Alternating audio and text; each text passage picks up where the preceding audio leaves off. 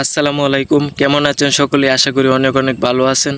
তো আজকে আমি যেই বিষয়টি নিয়ে কথা বলবো সেটা হচ্ছে বাংলাদেশের এরকম একজন পরিচালককে নিয়ে আজকে আমি কথা বলবো, যেই পরিচালকের লাইফে 2টি সিনেমা করেছে, 2টি সিনেমাই অল টাইম ব্লকবাস্টার হয়েছে।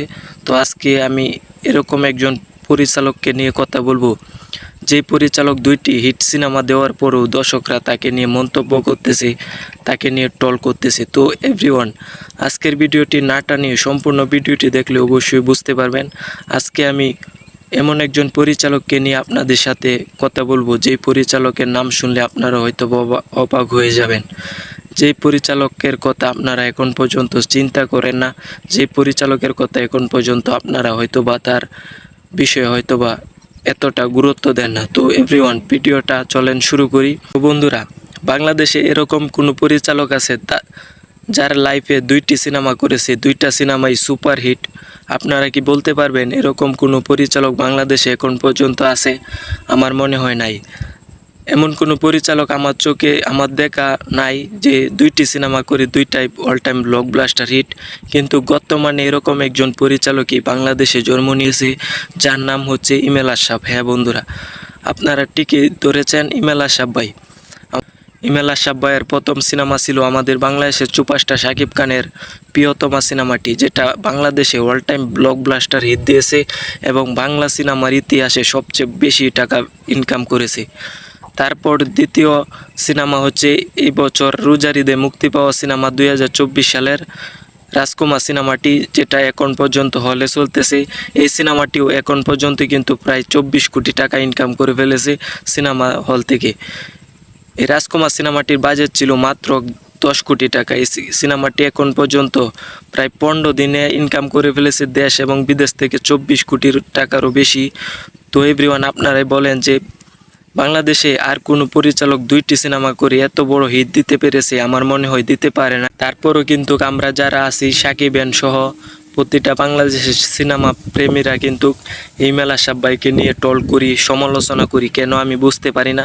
একটা সময় ছিল যখন আমি নিজেও কিন্তু ইমেল আশরাফ ভাইকে নিয়ে ট্রল করেছিলাম, কিন্তু এখন কিন্তু আমি বুঝতে পারছি যে ইমেল আশরাফ ভাই কোন ধরনের একজন পরিচালক। ইমেল আশরাফ ভাইয়ের কথা কিন্তু আমরা চিন্তাও করি না। যেই পরিচালকের লাইফে 2টি সিনেমা করি, 2টা সিনেমাই সুপারহিট হয়, এরকম পরিচালক পাওয়ার পরও আমরা বাংলাদেশে এরকম একজন পরিচালক পাওয়ার পরেও তাকে নিয়ে আমরা ট্রল করি, প্রতিনিয়ত তাকে নিয়ে সমালোচনা করি। কেন ভাই? আমি আজকে একটি কথা আপনাদেরকে বলে দেই যে ইমেল আশরাফের মতো পরিচালক বাংলাদেশে কিন্তু আর পাবেন না।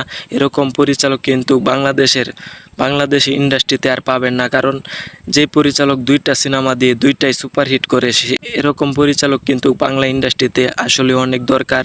কারণ বাংলা ইন্ডাস্ট্রি যে সময় নিচের দিকে যাইতেছিল, তখনই কিন্তু ইমেল আশরাফ ভাই প্রিয়তমা দিয়ে সেই বাংলা ইন্ডাস্ট্রির মুড় কিন্তু ঘুরিয়েছিল। সেই ইমেল আশরাফ ভাইকে নিয়ে যে আমরা এত ট্রল করি, এত সমালোচনা করি, এটা কিন্তু ঠিক না। আপনারা একটু আপনারা একটু ভেবে দেখবেন যে ইমেল আশরাফ ভাইয়ের মতো পরিচালক অবশ্যই আমাদের বাংলাদেশে দরকার। কারণ ইমেল আশরাফ ভাই আমাদের জন্য কী না করেছে, সাকিব খানদের জন্য কী না করেছে। অনেক বড় বড় বাজেটের সিনেমা করেছে, যেখানে সাকিব খান সহ বাংলা সিনেমার বাজেট হয় 3 থেকে 4 কোটি টাকা, সর্বোচ্চ 5 কোটি টাকা। সেখানে ইমেল আশরাফ ভাই রাজকুমার সিনেমা বানিয়েছে 10 কোটি টাকা দিয়ে। তো আমাদের জন্য ইমেল আশরাফ ভাই কী না করেছে? তো একবার কল্পনা করে দেখবেন, একবার ভেবে দেখবেন যে ইমেল আশরাফ ভাইয়ের মতো পরিচালক আমাদের বাংলাদেশে অনেক অনেক দরকার। তো ইমেল আশরাফ ভাইকে নিয়ে আপনারা সমালোচনা করবেন না, ইমেল আশরাফ ভাইকে নিয়ে ট্রোল করবেন না।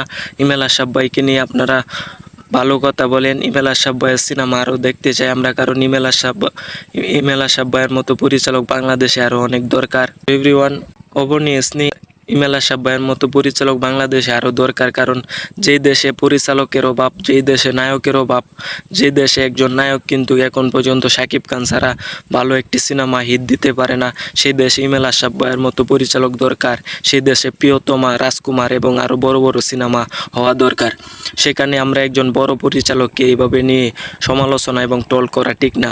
আপনারা অবশ্যই ইমেল আশরাফ ভাইকে নিয়ে সমালোচনা করবেন না, ট্রোল করবেন না। কারণ ইমেল আশরাফ ভাইয়ের মতো পরিচালক এই বাংলাদেশে আরও অনেক দরকার, কারণ বাংলা সিনেমার উন্নতির জন্যে।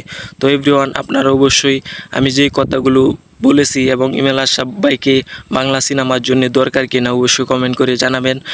এবং সকলের কাছে অনুরোধ করি ইমেল আশরাফ ভাইকে নিয়ে আর সমালোচনা টল করবেন না। সকলকে ধন্যবাদ জানিয়ে আসি, আজকের ভিডিওটি এই পর্যন্তই। আল্লাহ হাফেজ।